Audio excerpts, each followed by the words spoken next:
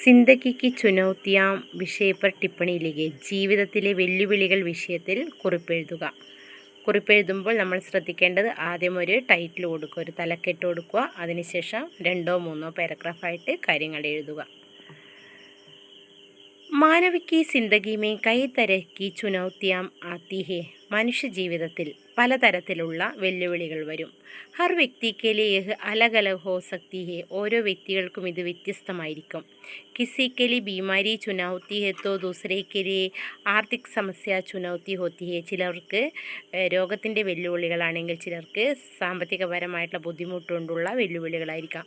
കിസിക്കോ പ്യാർ കാ അഭാവ് ഹെ തോ ഔർ കിസിക്കോ ശിക്ഷ കി കമി. ചിലർക്ക് സ്നേഹത്തിൻ്റെ കുറവാണെങ്കിൽ ചിലർക്ക് വിദ്യാഭ്യാസത്തിൻ്റെ കുറവുകളായിരിക്കും. छात्रों के सामने भी कई प्रकार की चुनौतियाँ आती है. കുട്ടികളുടെ അടുത്തും ഇതുപോലെ പലതരത്തിലുള്ള വെല്ലുവിളികളും വരുന്നുണ്ട്. മിത്രോങ്കോ ചുന്ന. സുഹൃത്തുക്കളെ തിരഞ്ഞെടുക്കുക. സമയക്ക സദുപയോഗ കർണ. സമയം നല്ല നിലയിൽ ഉപയോഗിക്കുക. നശീലെ പദാർത്ഥ സെ ദൂർ റഹിനെ. ഏ സബ് ആജ് കെ സമാനെ മേ ചുനൗത്തിയ ഹെ.